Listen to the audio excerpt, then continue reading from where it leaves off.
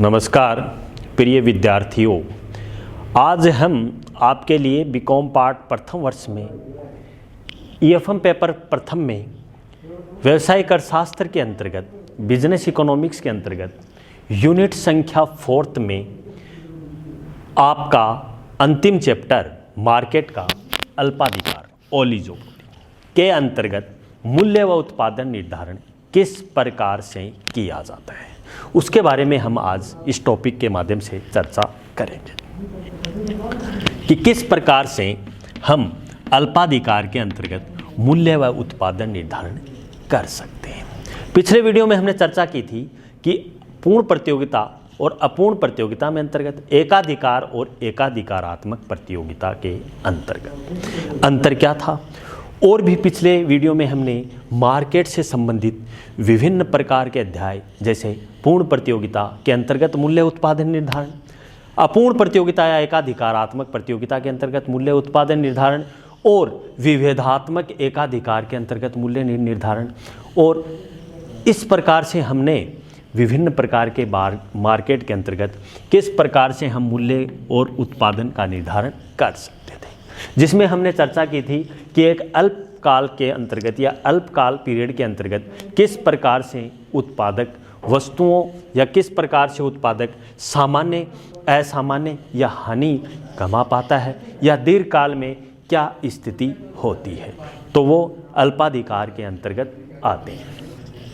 तो अल्पाधिकार में हमने चर्चा की कि किस प्रकार से हमें मूल्य का निर्धारण करना है। अल्पाधिकार दो शब्दों से बना है, ओलिगोपोलियन मतलब कम विक्रेता, बहुत थोड़े विक्रेता, कम विक्रेता होंगे वहाँ पर अल्पाधिकार की स्थिति सामने आती है, क्योंकि वस्तु की कुल पूर्ति में एक विक्रेता का ही एक महत्वपूर्ण भाग होता है, जिसमें थोड़े से क्या होंगे, विक्रेता होंगे।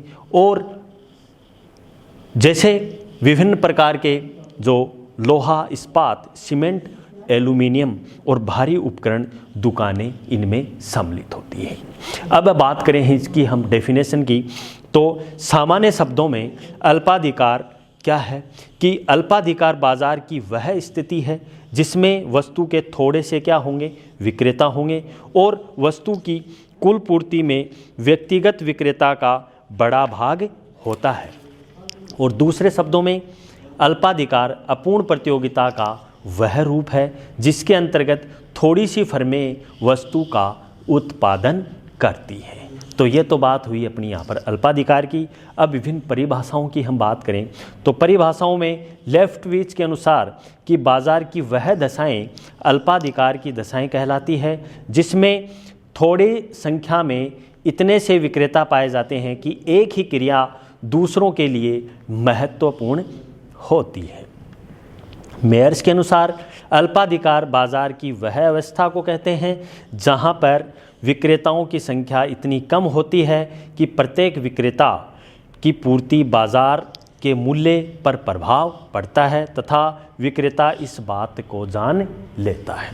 अब निष्कर्ष रूप से हम बात करें कि निष्कर्ष रूप से हमें यह भी कह सकते हैं कि इसमें विक्रेताओं की संख्या बहुत थोड़ी होती है और बाजार और कीमत पर किसी एक के प्रभाव को नगण्य बना देती है तथा वस्तु की पूर्ति पर इसका पूर्ण नियंत्रण होता है।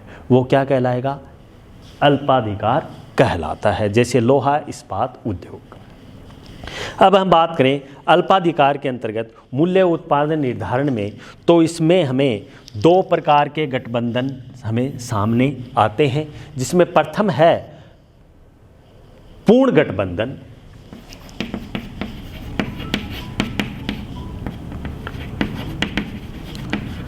पूर्ण गठबंधन और अपूर्ण गठबंधन।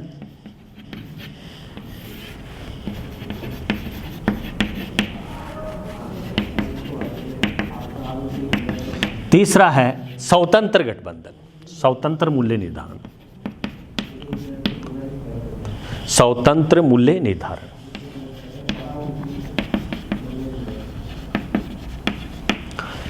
पूर्ण गठबंधन के अंतर्गत भी दो स्थिति अपने सामने इसमें आती हैं, जिसमें पहली है केंद्रीकृत संघ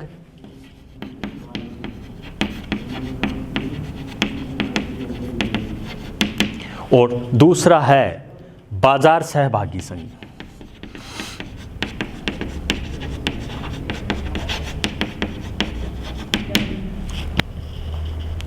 यह स्थिति है। तो पूर्ण गठबंधन के अंतर्गत केंद्रीकृत संघ की हम बात करें तो फर्म का उद्देश्य अल्पाधिकार बाजार की विभिन्न फर्मों के सामूहिक लाभों में वृद्धि और लागतों को न्यूनतम करके करना होता है। किस प्रकार से? लागतों को न्यूनतम करके पूर्ण गठबंधन के अंतर्गत हम करेंगे, क्योंकि एकाधिकार में थोड़े विक्रय तो इसमें AR/MR क्या होगी, यहाँ पर गिरती हुई होती है। तो इसके अंतर्गत हम डिसाइड करें मार्जिन कॉस्ट, तो ये पूर्ण गठबंधन की स्थिति अपने सामने होती है। अब बात करें बाजार सहभागी संघ की, तो बाजार सहभागी संघ अल्पाधिकार बाजार की वह स्थिति होगी जिसमें फर्मों द्वारा उत्पादित वस्तुओं को समरूप हो और सभी फर्मों द्वारा उत्पादित वस्तु की लागत एक समान हो। कोई भी एक फर्म वस्तु का मूल्य निर्धारण करती हो जिसके द्वारा निर्धारित मूल्य को बाजार में अन्य फर्मों के माध्यम से स्वीकार किया जा सकता है। तो वो कौन सी स्थिति में आ जाएगी? अपनी बाजार केंद्रीकृत संघ के अंतर्गत मानी जाएगी। तो वो केंद्रीकृत संघ में इस प्रकार से हम सचित्र इसकी व्याख्या भी कर सकते हैं।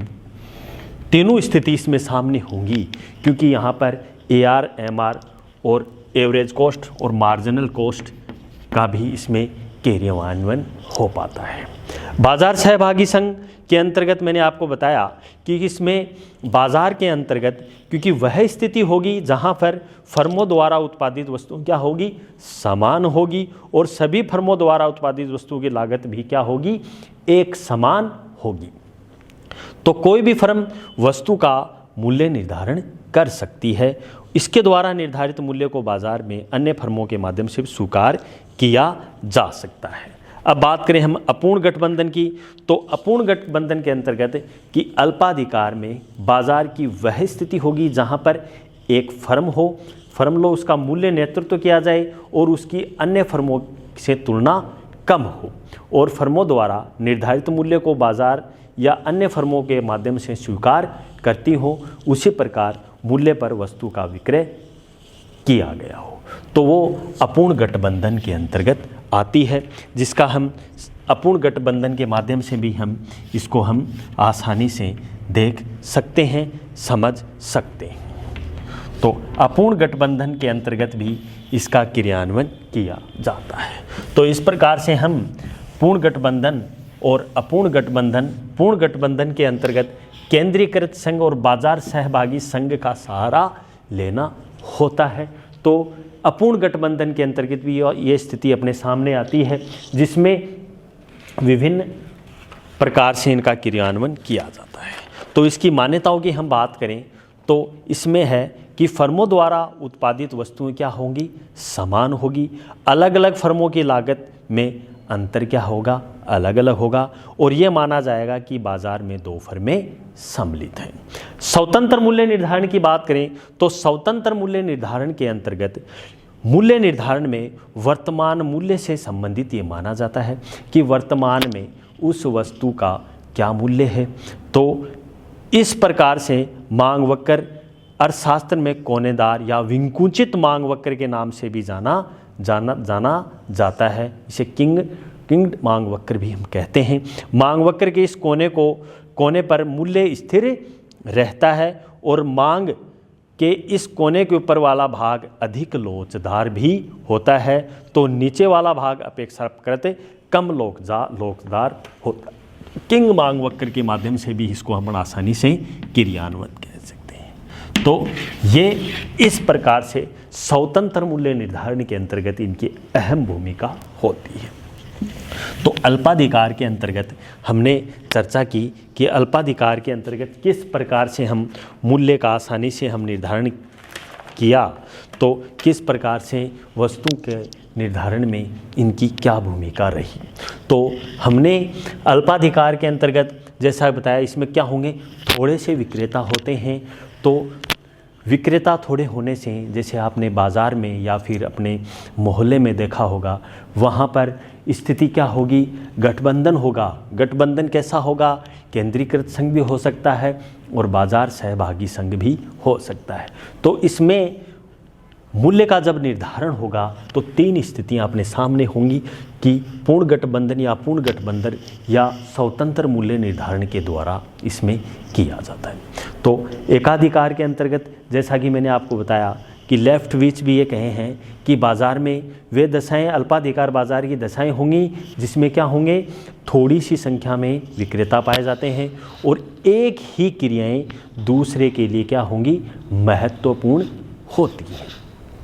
तो हमें अल्पाधिकार के अंतर्गत आपके एग्ज़ाम में ये प्रश्न कई बार पूछ लेते हैं, क्योंकि ये इतना महत्वपूर्ण भी नहीं है, क्योंकि पूर्ण प्रतियोगिता और अपूर्ण प्रतियोगिता या एकाधिकार संबंधित ही प्रश्न आपके विश्वविद्यालयों में पूछा जाता है।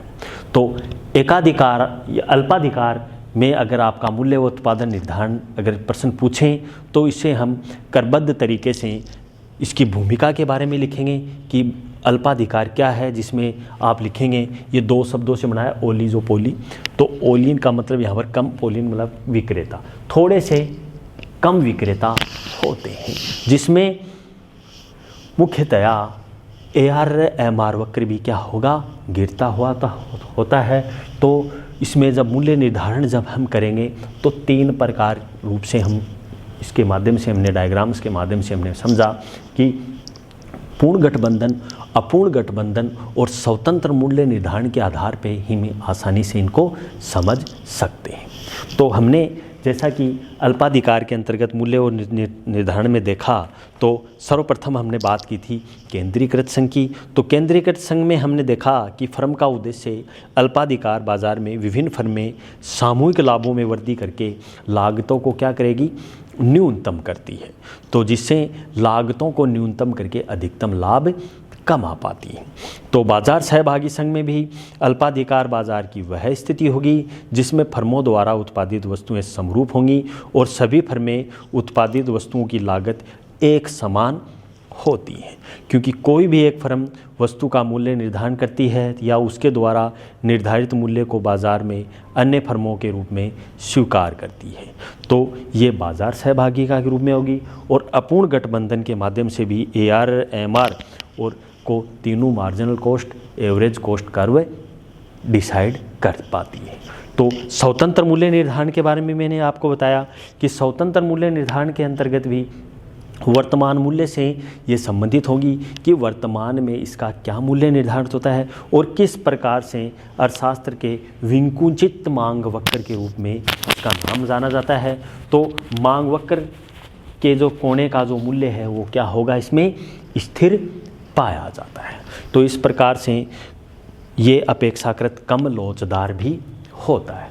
तो जैसा कि हमने अल्पाधिकार के अंतर्गत मूल्य उत्पादन निर्धारण के बारे में हमने चर्चा की, जो कि आपके यूनिट संख्या 4 का बाजार का ये अंतिम चैप्टर है। तो अंतिम चैप्टरों में अब बात करें इम्पोर्टेंट प्रश्नों की कि आपके यूनिट संख्या 4 में कौन कौन से ऐसे चैप्टर हैं जो बहुत ही ज़्यादा इम्पोर्टेंट हैं।